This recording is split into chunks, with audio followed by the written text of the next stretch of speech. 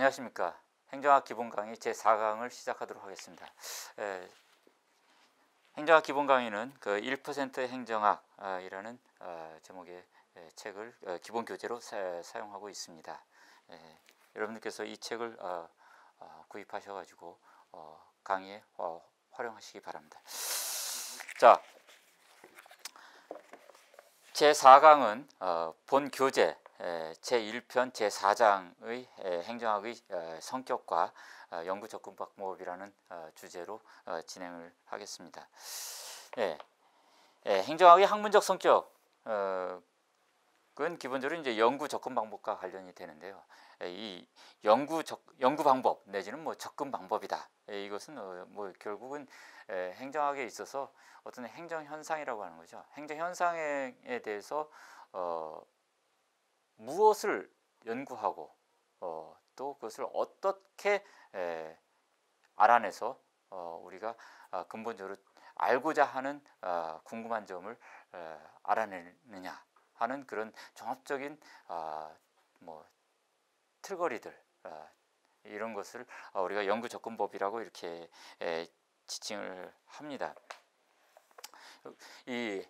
결국은 이제 연구 접근 방법을 통해서 만들어진 각종의 지식 체계들이 행정학을 구성하게 되겠고요. 행정학은 기본적으로 이 과학성과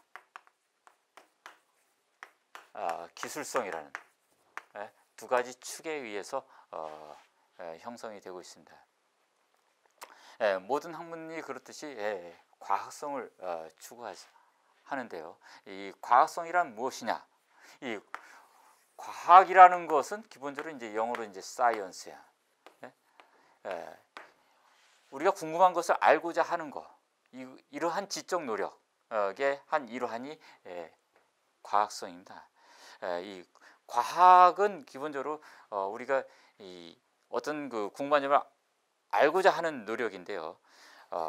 이 인간이 그 궁금한 점을 알고자 하는 노력은 여러 가지 방법으로 이루어질 수 있습니다. 뭐 우리가 뭐 내일 비가 올 건지 안 올 건지 궁금하죠? 점쟁이한테 물어보면 되죠. 그것도 궁금한 걸 알아내는 방법이에요. 그 다음에 또 한 가지 방법은 전문가한테 물어봅니다. 뭐 기상학자라든가 그런 사람한테 물어보면은 내일 비가 올 것이다 안 올 것이다 이렇게 말해주죠. 권위에 의한 방법이죠. 아니면은 뭐 내 몸 상태가 찌뿌드드하니까 내일 비가 올 수 있겠다. 뭐 이런 과거의 경험을 통해 가지고 쭉 이렇게 이런 상황에서는 이렇게 일어난다. 뭐 이 논리적으로 알아내는 방법입니다. 또는 주변의 현상들을 쭉 분석을 해요. 그래가지고 습기가 얼마고 기온은 얼마고 이러면은 이런 상황에서는 비가 내릴 확률이 얼마다. 그래가지고 우리가 관찰하고 경험을 하는 거죠. 이래가지고 또 비가 내리는 원인을 또 알아내는 거죠. 이처럼 인간이 그 알아내는 방법들은 여러 가지입니다. 그런 여러 가지 알아내는 방법 중에서 우리가 체계적이고 논리적으로 이렇게 알아내는 거, 이것을 우리는 과학이라고 합니다. 얼마나 체계적이어야 되느냐, 얼마나 논리적이어야 되느냐. 그것은 상당히 이제 인간이 학문을 하면서 쭉 추구해 나가는 것인데요. 현재 학문 세계에서 가장 체계적이고 논리적인 그런 알매 접근법, 이것은 기본적으로 실증주의라고 지칭이 되는 겁니다. 실증주의라는 거, 포지티비즘이라는 거, 이것은 우리가 알아낸 어떤 사실이 객관적으로 다시 동일한 상황에서 관찰해서 실험하면은 동일한 결과가 나온다. 즉 그것이 사실이다 라는 것을 입증할 수 있다. 즉 포지티브하다 라는 것이거든요. 그것을 실증주의라고 하는 겁니다. 여기에다가 또 더해서 논리를 붙이면 논리 실증주의가 됩니다. 논리라는 거는 기존의 이론 체계로부터 논리적으로부터 어떤 진리 체계 안에서 나온 그 결과다. 논리적으로 도출된 것이다.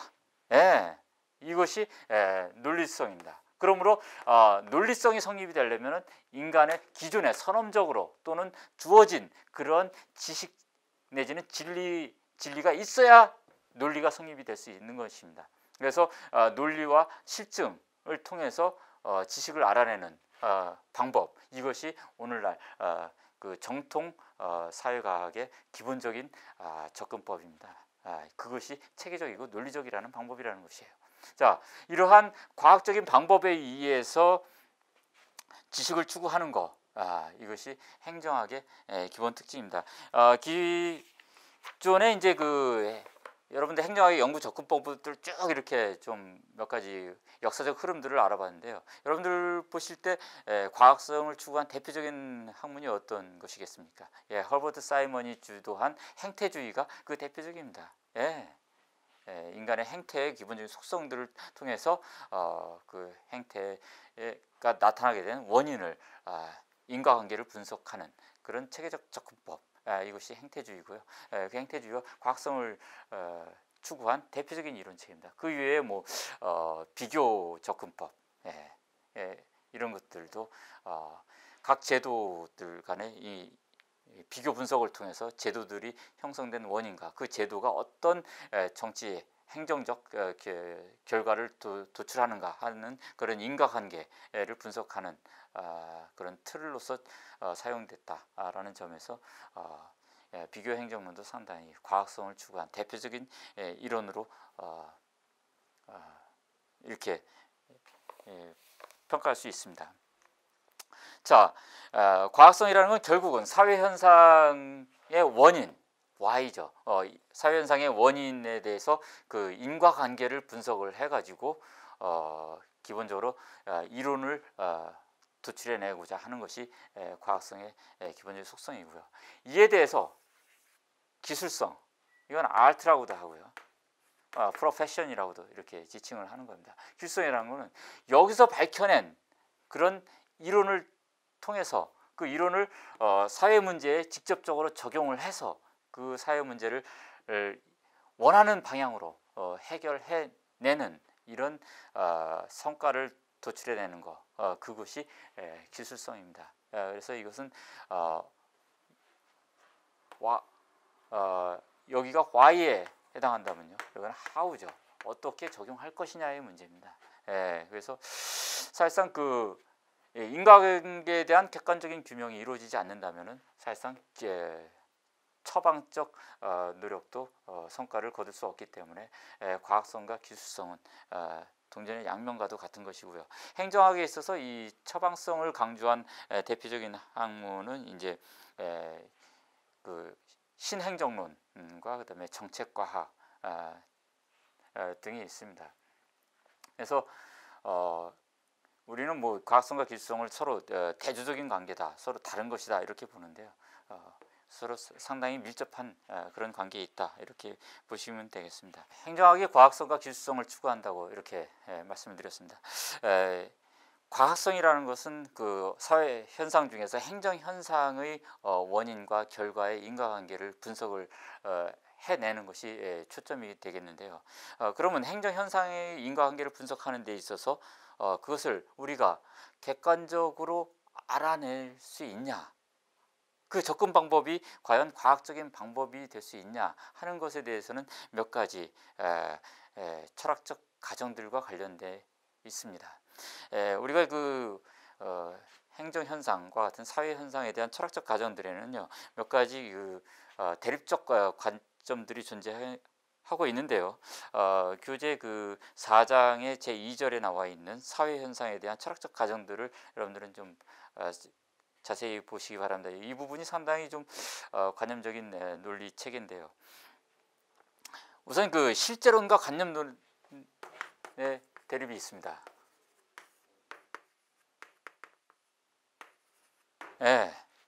실제론과 관념론은 이제 그 우리가 과연 그 외계에 존재하는 현생을 알자고 하는데요, 그것이 과연 있는 거냐 없는 거냐 하는 것에 대한 논쟁입니다. 우리가 사회 현상, 행정 현상에 대해서 그것을 알고자 한다고 하는데 그것이 존재하지 않는 것이라면 애당초 우리가 과학적 지식을 알 수가 없는 것이죠. 예. 이 실제로는 그 외계 현상이 객관적으로 저기에 있는 것이다, 실제로 존재하는 것이다 라고 철학적으로 가정하는 것이고요. 관념론은요, 우리가 존재한다고 생각하지만은 그것 자체가 우리의 감각기관을 통해서 들어와서 여기에 투영된 그 결과물이지 실제로 있는 것이다 라는 전제는 확인할 수 없는 것이다. 그러므로 그 우리의 감각기관을 통해 들어온 것 그 이상 그 이하도 아니다 라고 보는 것이 이 관념론입니다. 예, 여러분들은 그 유명한 플라톤의 그 동굴이라는 이야기를 아시죠? 예, 그 벽에다가 그려진 그림은 빛이 쏘여진 그 형태에 따라서 그 여러 가지 형태로 그 그림자가 나타납니다. 그렇지만 사물은 동일한 하나죠.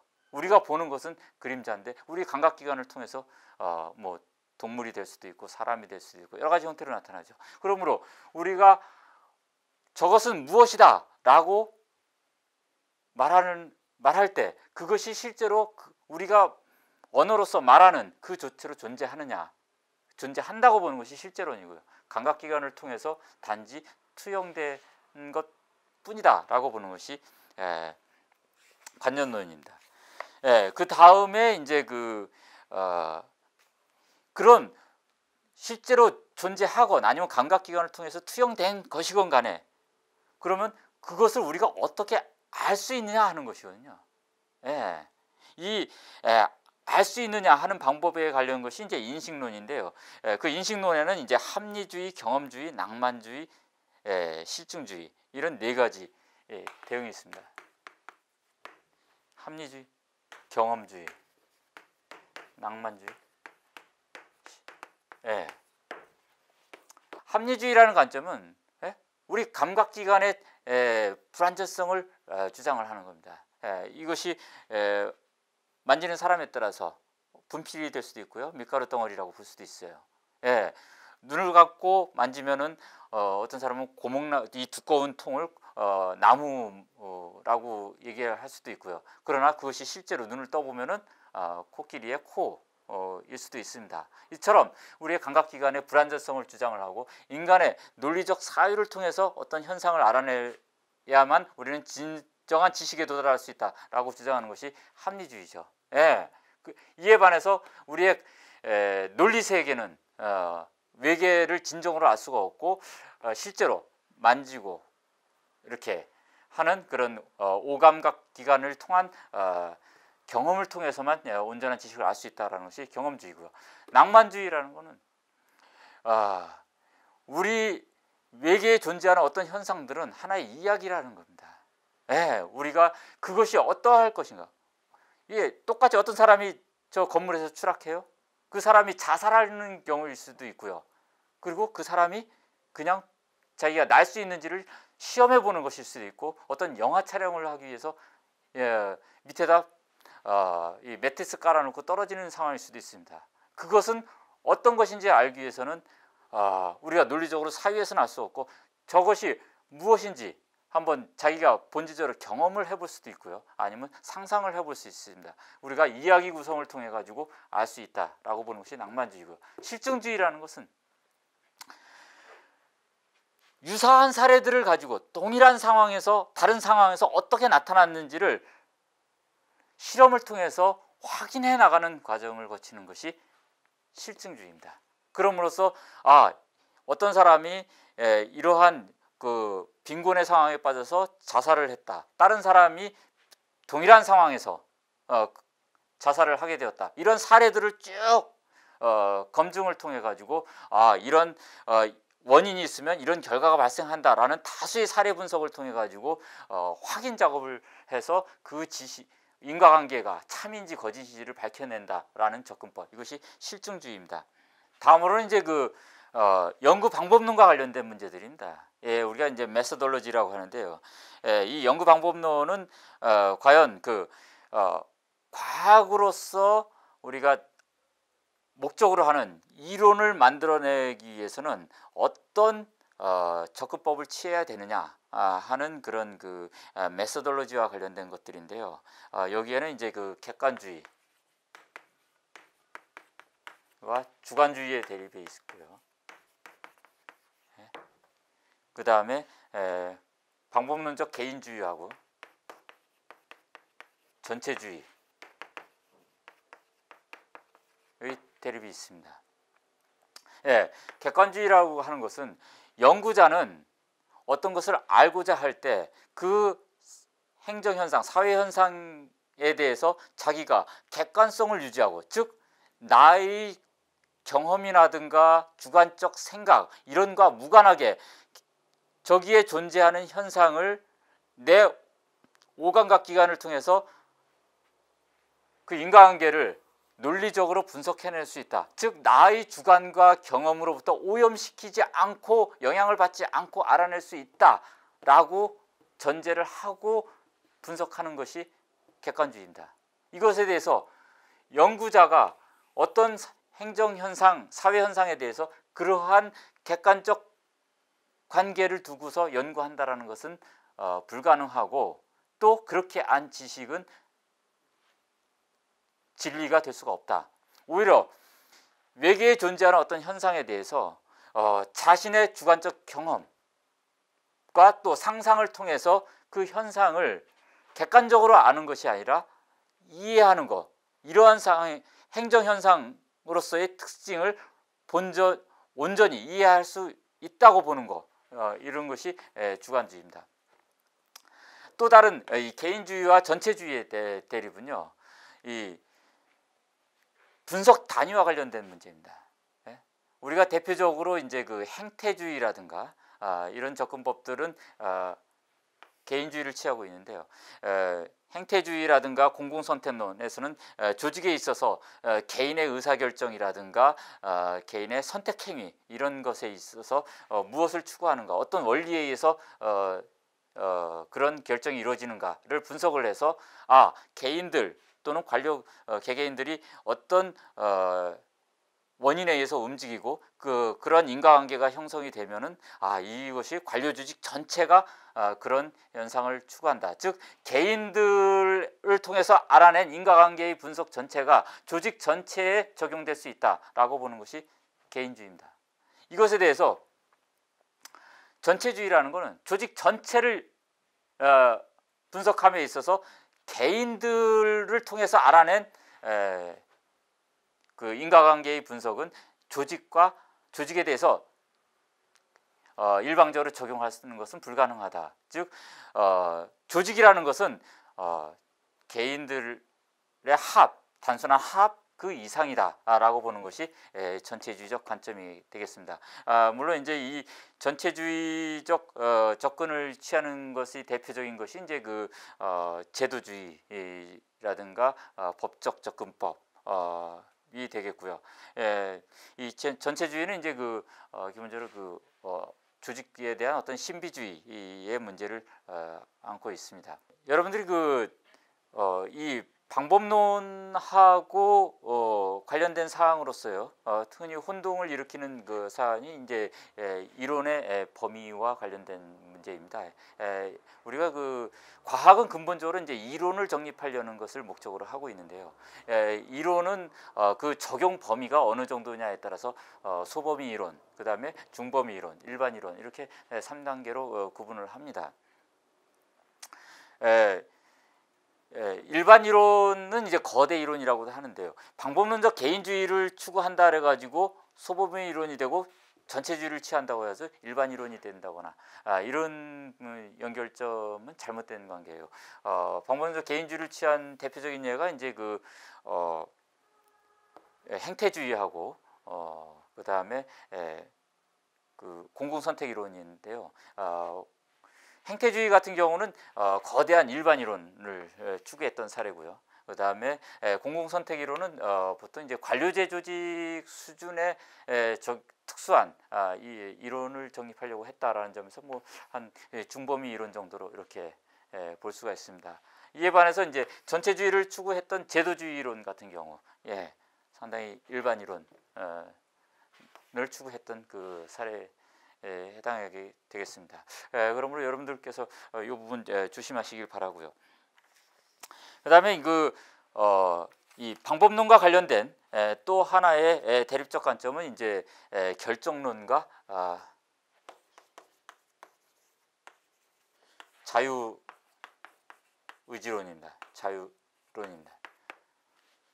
결정론이라는 건 모든 현상에는 원인이 존재한다라고 전제하는 것이고요. 사회 현상, 행정 현상과 같은 그 인간의 현상에 대해서는 자연 현상과 달리 반드시 선언적 원인이 존재하는 것은 아니다. 왜냐? 인간이라는 존재는 외계에 대해 단순히 수동적으로 반응하는 것만이 아니라 자기가 자체적으로 스스로 결정해서 움직이는 능동성 있는 그런 그 존재이기 때문에 모든 인간의 행위가 외계의 원인에 의해서 대응하는 단순한 반응에 의한 작용들이 전부는 아니다라고 보는 것이 자유론입니다. 그 다음에 여러분들이 연구 방법론과 관련해서 특히 주의해서 알아두셔야 될 것이 연역법과 귀납법이라는 논리체계입니다. 교재 제3절에 나와 있는 내용인데요. 이 연역법이라는 거, 또 귀납법이라는 이 연역법은 기본적으로 기존에 이미 확립된 지식체계, 이론이라든가 논리체계로부터 거기서 어떤 가정을 도출을 하는 것입니다. 그래서 그 도출된 가정으로부터 그것이 맞는지 틀린지를 검증해 나가는 과정, 이것이 연역법이에요. 예를 들어 가지고 그 교재에 나와 있듯이 3단론법을 한번 보시죠. 모든 사람은 죽는다. 이것은 기존에 이미 오랜 역사를 통해서 검증된 하나의 진리입니다. 이러한 진리를 우리는 선결 조건이라고 해요. 포스티룰라이트라고 이렇게 지칭을 하고요. 이런 선결 조건으로부터 그러면은 우리는 조작적 정의를 만들어냅니다. 예를 들어 가지고 소크라테스는 사람이다라는 겁니다. 그러므로 결론은 우리는 그러면 소크라테스는 사람이기 때문에 죽는다, 이렇게 결론을 내리고요. 우리 이렇게 만들어낸 결론을 우리는 연역이라고 지칭을 하는 겁니다. 그래서 이 기존의 논리 체계로부터 조작적 정의를 통해서 하나의 그 하위 명제를 만들어내고요. 그 다음에 연역을 도출해 가지고 그것이 맞는지 틀린지를 찾아내는 이런 방법이기 때문에 상당히 과학적 분석을 이렇게 추구하게 됩니다.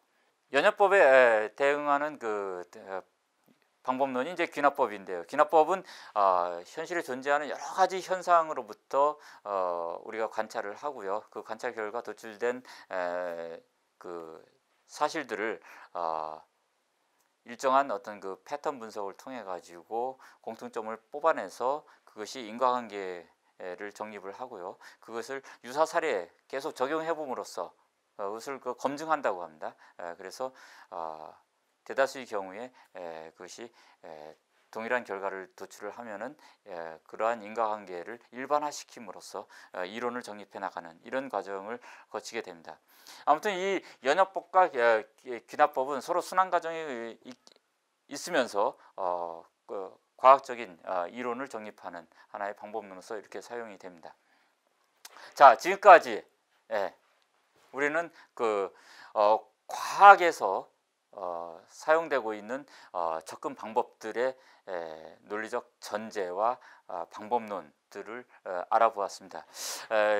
결론적으로 이 교재 제4장의 그 3절 마지막 부분에 나와 있는 부분이 이제 양적 연구와 질적 연구라는 부분입니다. 여러분들 결국 이러한 접근 방법들은 큰 흐름으로 보면은 양적 접근과 질적 접근으로 대분될 수 있습니다. 양적 접근은 기본적으로 외계 현상에 대해서 객관적인 분석이 가능하다. 이렇게 보는 것이에요. 그러므로 실제론과 관련이 되면서 이 기본적인 연구 접근 방법으로는 연역적 접근 방법이 되겠습니다. 그러니까 인간이 갖고 있는 기본적인 그 논리 체계 안에서 어떤 전제를 도출하고요. 그 전제로부터 어떤 그 연역을 만들어서 그 연역이 참인지 거짓인지를 계속 계량적인 방법으로 실험하고 관찰하고 이렇게 해서 확인해 나가는 이런 그 과정을 하기 때문에 우리 양적 접근의 대표적인 방법이 논리 실증주의예요.